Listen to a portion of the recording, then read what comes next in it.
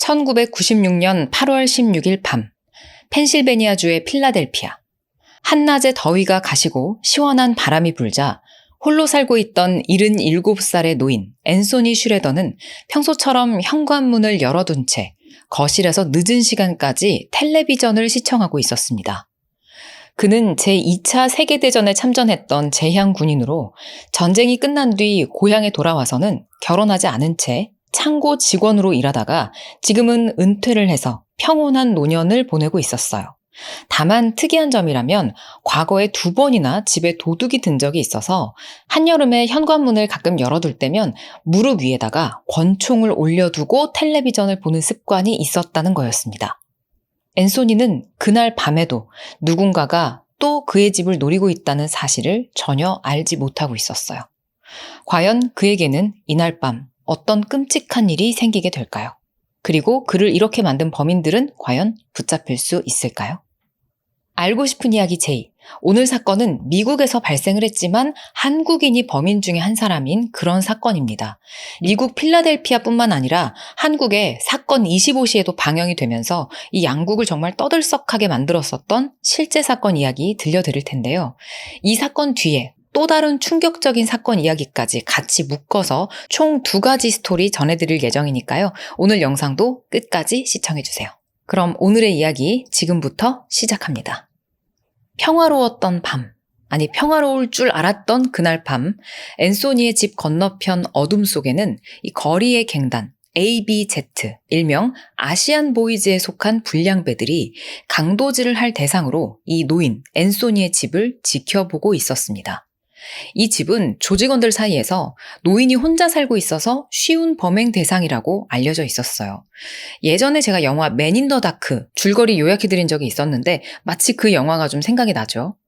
그날 밤 강도 계획에 따르면 19살의 남 씨와 다른 3명의 14살짜리 청소년들이 이 앤소니의 집에 침입을 하고 또 28살의 루이스와 볼라가 길에서 망을 보며 도주 차량을 운전하기로 되어 있었습니다.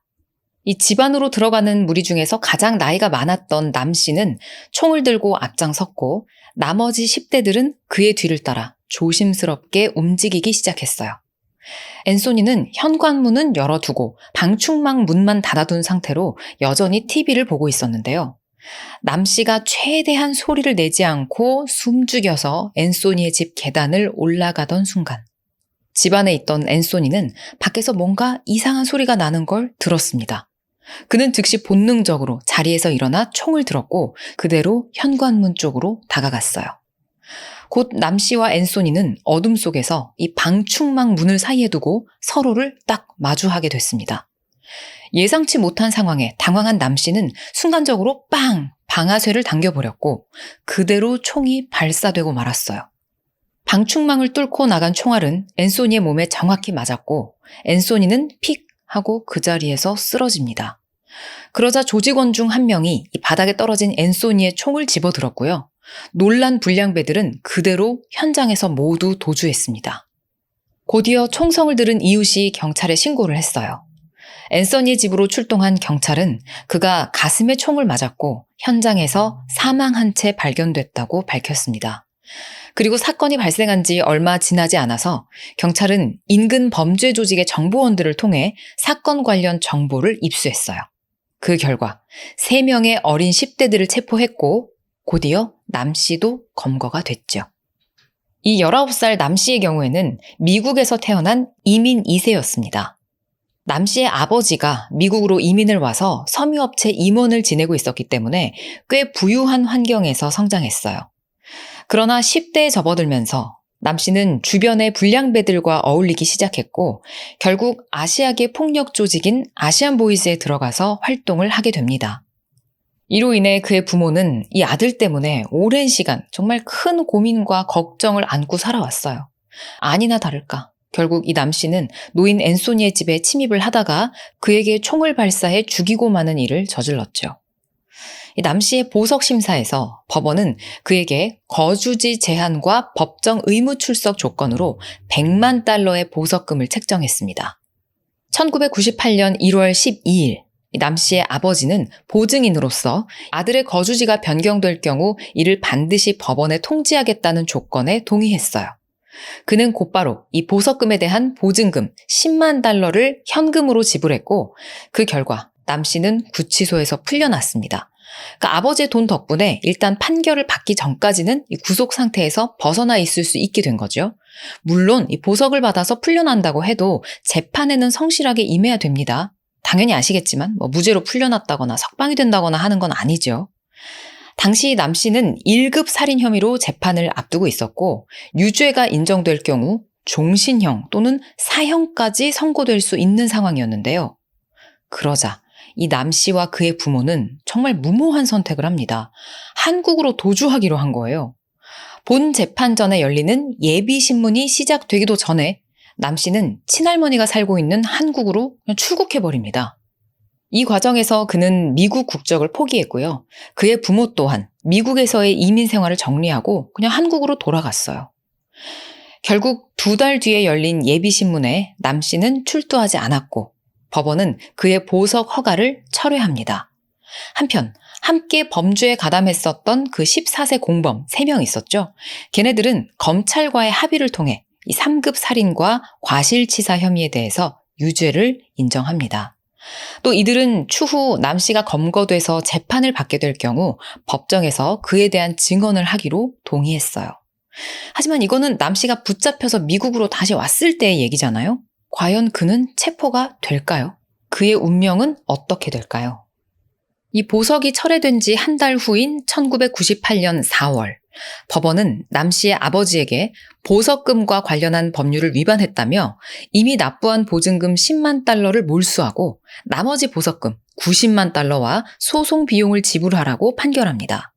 법원에서 보석을 허가해주는 건 여러 가지 조건들을 다 착실하게 지키고 재판도 성실하게 받는다는 약속이 전제가 된 거잖아요. 근데 이 경우에는 지금 아예 도망을 가버렸단 말이에요. 그러니까 아까 보석금의 보증금으로 낸 돈은 이제 못 돌려받는 거고 그 나머지 돈도 다 내야 되는 거죠.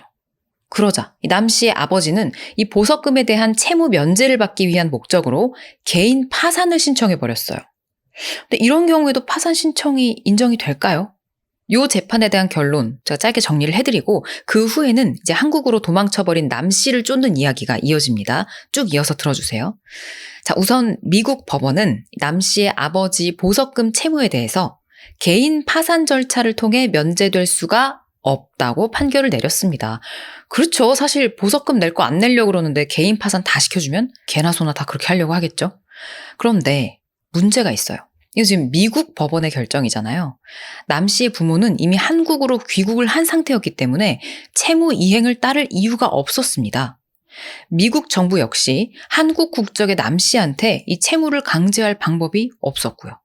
다만 이 남 씨의 아버지는 이제 미국을 방문할 경우 범죄인 도피와 공모 및 채무 불이행 혐의로 체포, 기소가 될 우려가 있어서 앞으로는 영원히 미국 땅을 밟을 수 없는 처지가 됐습니다. 자, 이제 지금부터는 도망친 남 씨에 관한 이야기입니다. 주범인 남 씨가 한국으로 도주하자 사건 수사와 재판 절차는 사실상 멈춰버렸어요.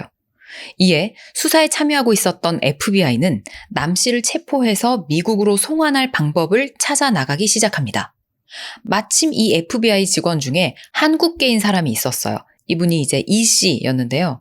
이 씨는 당시 한국의 KBS에서 방영되던 공개 수배 프로그램 사건 25시를 접하게 됩니다. 이 BGM 기억하시는 분들 많으시죠? 이 심장 둥둥 뛰게 만드는 자기 전에 들으면 약간 악몽 꾸게 만드는 그런 BGM. 당시 사건 25시는 지금의 그것이 알고 싶다 못지않은 프로그램이었어요. 정말 많은 용의자들을 공개 수배해서 검거되도록 하거나 자수를 유도해낸 그런 성과를 거두고 있었습니다. FBI 직원 이 씨는 이 프로그램이 갖는 파급력을 눈여겨보고 직접 한국의 방송국을 찾아가서 이 남 씨의 사건을 소개하고 공개 수배 방송을 요청했어요.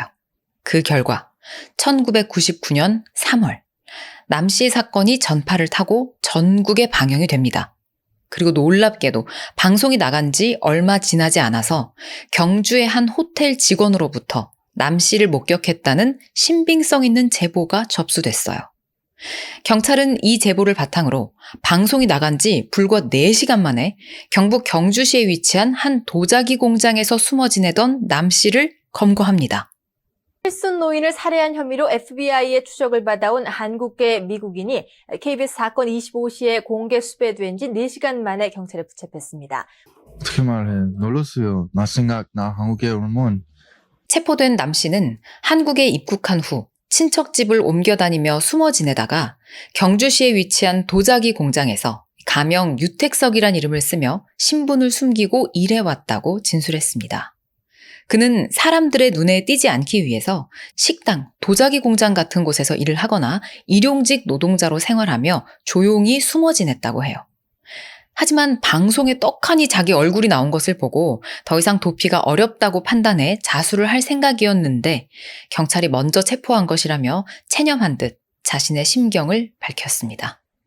남 씨가 TV 방영 4시간 만에 체포되자 FBI도 이 방송의 위력에 크게 놀랐다고 해요.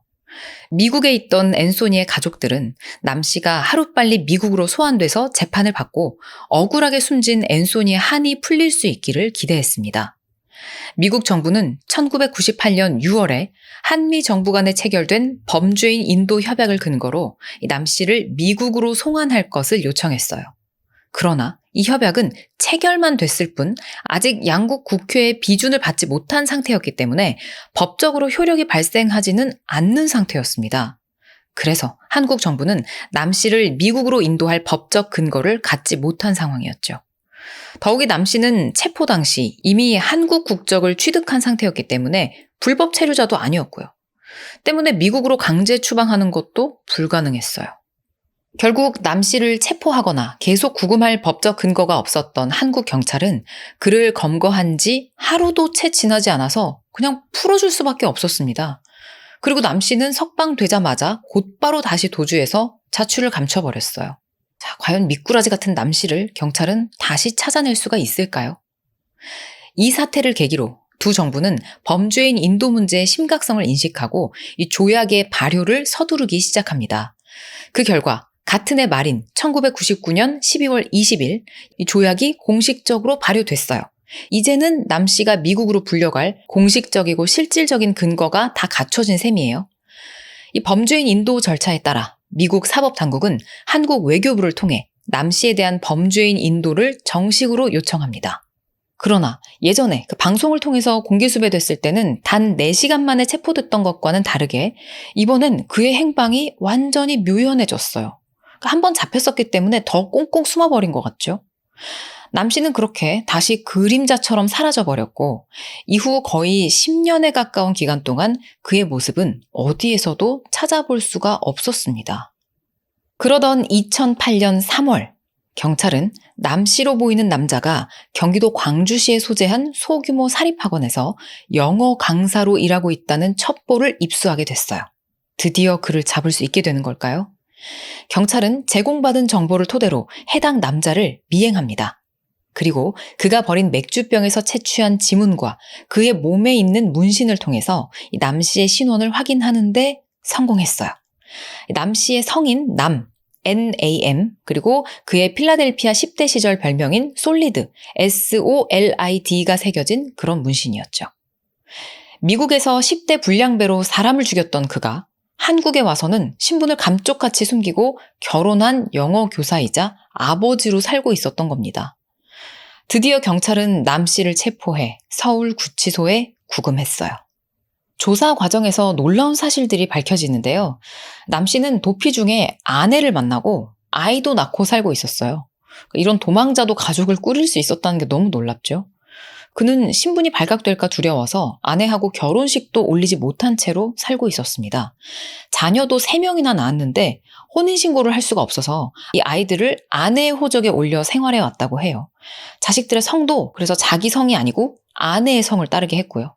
자, 그러면 이제 그는 앞으로 어떻게 되는 걸까요? 미국으로 송환될 당시에 남 씨는 FBI 요원한테 자기 옷이랑 개인 소지품을 넣은 2개의 가방을 좀 가져갈 수 있게 해달라라고 요청을 했는데 거절당했어요. 대신 남 씨는 아내와 아이들 사진 4장, 필라델피아에 있는 아는 사람 연락처를 적은 전화번호부를 가져가게 해달라고 부탁하기도 합니다. 남 씨가 미국에서 받은 1급 살인 혐의는 필라델피아 법원에서 유죄가 인정될 경우 최대 사형까지 선고될 수 있는 중범죄라고 했었잖아요. 하지만 이런 법이 왜 있는 건지 모르겠지만 한미 양국 간의 범죄인 인도 조약에 따라 사형 선고가 예상되는 피의자는 예외적으로 인도를 거부할 수 있는 그런 조항이 존재했습니다. 이에 미국 사법당국은 남 씨에게 사형 판결을 내리지 않을 것을 한국 정부에 동의한 뒤 남 씨를 미국으로 송환받았어요. 그러니까 만약에 한미 양국이 체결했던 그 범죄인 인도 조약이 지체 없이 바로 국회 비준을 통과했더라면 남 씨는 이미 1999년 3월에 체포됐을 때 곧바로 미국으로 송환이 됐을 거예요. 하지만 앞서 들으신 것처럼 이 비준이 늦어지는 바람에 그는 1차 검거 후에 무려 9년이 지난 2008년 9월에서야 미국 필라델피아로 송환될 수 있었습니다. 검찰은 사건 발생 당시 남 씨가 미성년자였던 점을 고려해 봤을 때 1급 살인 혐의로 기소하기 위해서는 범행이 계획적이고 고의적인 살인이라는 점을 입증해야 했어요. 그러나 남 씨의 경우에는 총을 들기는 했지만 약간 우발적인 그런 상황이 없지 않아 있었기 때문에 1급 살인을 적용하기는 좀 어려웠습니다. 결국 검찰은 사건의 경위를 면밀히 검토해서 당시 상황과 남 씨의 나이까지 고려해서 기소 방향을 결정해야 했어요. 그리하여 2010년에 시작된 재판에서 검찰은 초기에 고려했었던 1급 살인 혐의를 2급으로 낮추고요.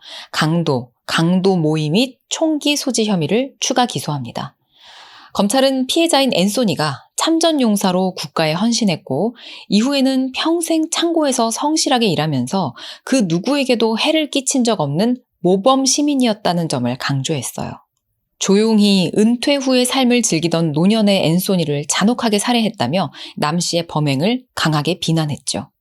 반면 변호인은 남 씨가 친구들과 함께 앤소니의 집으로 간 것은 인정을 했지만 남 씨는 집주인 앤소니가 자기 친구한테 총을 겨누는 상황을 보고 내 친구가 죽을까 봐 두려워서 겁에 질려 엉겁결에 총을 발사한 것이라고 주장했습니다.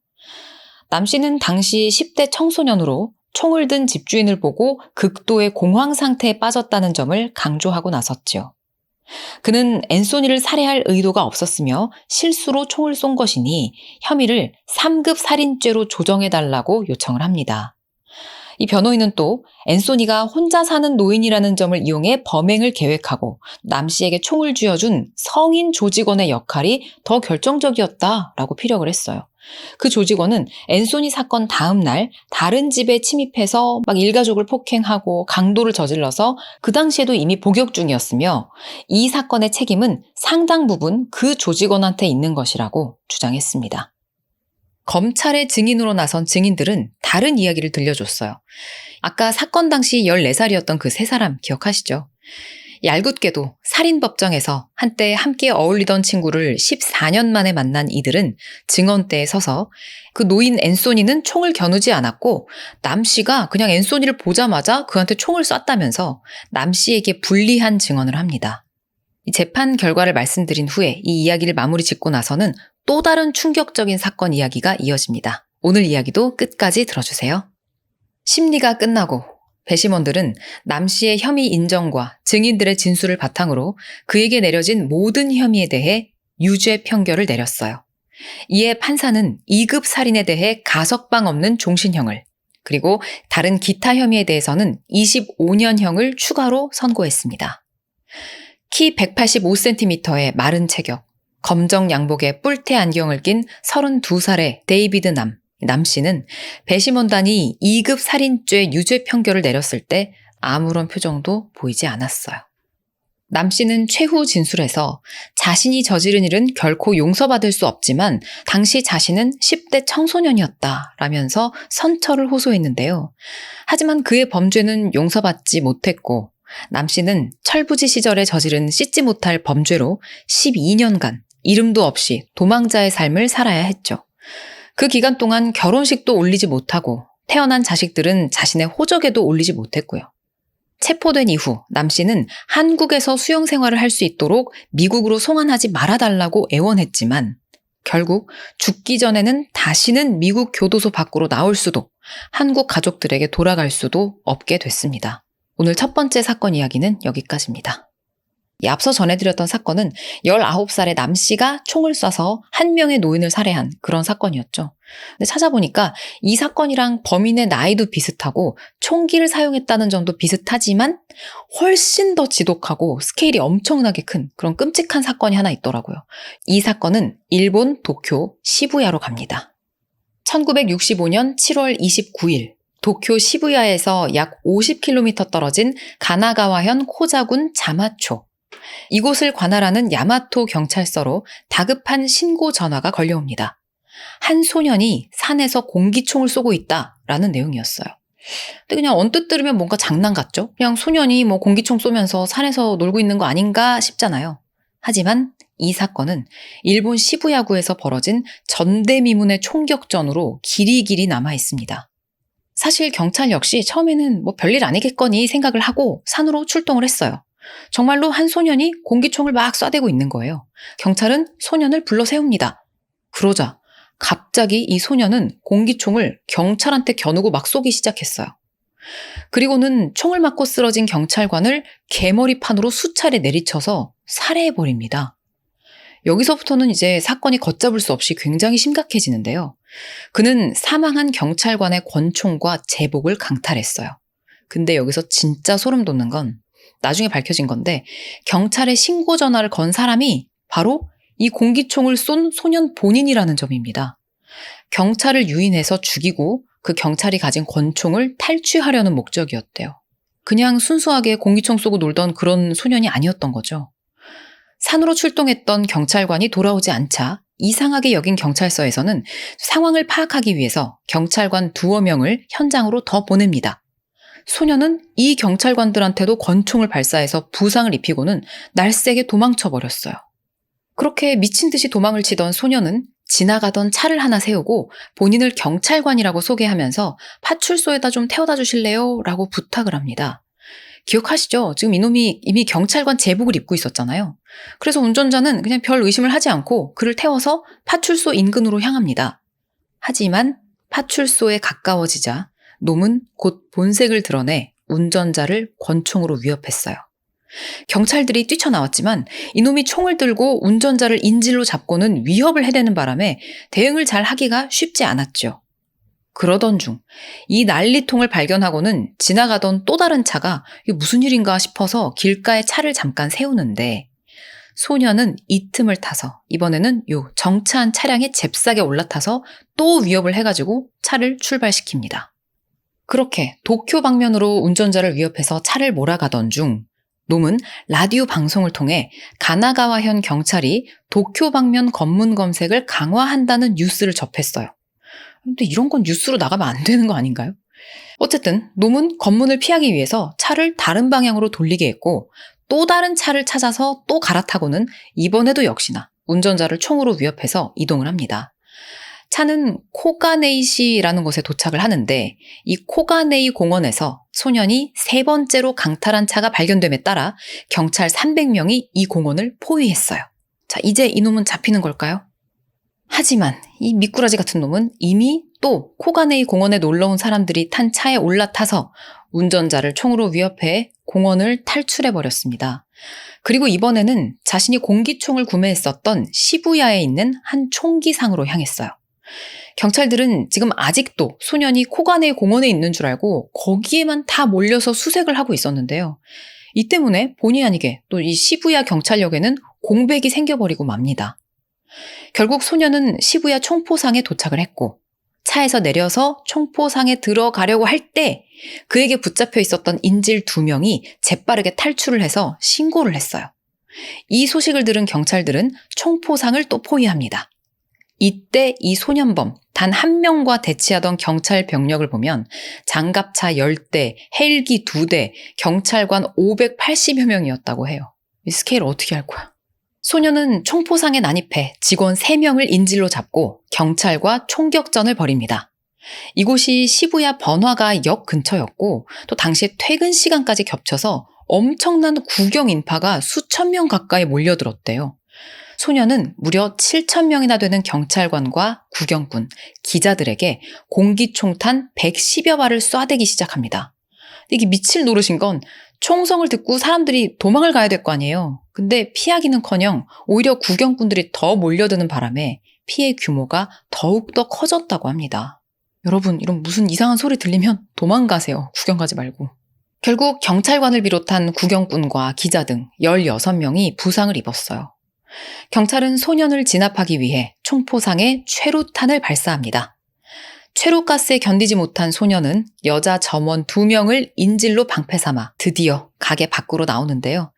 이때를 틈타 총포상의 남자 점원이 들고 있던 총으로 이 소년의 뒤통수를 가격한 뒤에 도망쳤어요. 이 소년은 그 점원을 향해서 막 총을 난사하긴 했지만 다행히도 맞추진 못했고요. 결국 이 소년은 경찰과 몸싸움을 하다가 끝내 붙잡혔습니다. 이 미친 소년의 이름은 카타기리 미사오이고요. 이 사건 당시 그의 나이는 불과 18살이었어요. 그는 어린 시절부터 쭉 이 총에 대한 환상과 집착을 갖고 있었다고 하고요. 오야부 하루히코의 야수는 죽어야 한다라는 소설을 읽고 감명을 받아서 이런 범행을 저질렀다고 경찰에 진술을 했습니다. 1967년 4월 13일 1심에서 요코하마 지방법원은 카타기리에게 무기징역을 선고했고요. 1968년에 열린 2심에서 도쿄 고등법원은 카타기리에게 교화의 여지가 없다고 판단해서 사형을 선고했어요. 1969년 10월 2일 일본 최고재판소도 고등법원의 판결을 인정하면서 그의 사형이 확정됐습니다. 놈은 자신이 여전히 총의 매력에 빠져 있다면서 나를 베트남 전쟁에 참전시켜 주든지 아니면 사형시켜달라라고 말했다고 해요. 잘 됐네요. 결국 사형받게 됐죠. 그렇게 1972년 7월 21일 25살의 카타기리는 미야기 형무소에서 사형에 처해집니다. 죽을 때까지 그는 피해자들에 대해서 미안하다는 말 한마디도 하지 않았어요. 그의 악마 같은 삶은 이렇게 마무리가 됩니다. 네, 여러분 오늘 이 두 미친놈들의 이야기 어떻게 들으셨나요? 여러분의 생각 댓글로 많이 남겨주시고요. 오늘 또 이거 마이크 들고 했다고 마이크 들고 할 때마다 팔 아프지 않냐는 댓글이 엄청 많은데 하나도 안 아픕니다. 이게 들고 딱 배에다 기대거나 아니면 옆에 팔걸이에다 걸치고 있거나 뭐 그러기 때문에 하나도 안 아파요. 걱정 안 하셔도 됩니다. 그럼 우린 다음 영상에서 만나요. 안녕.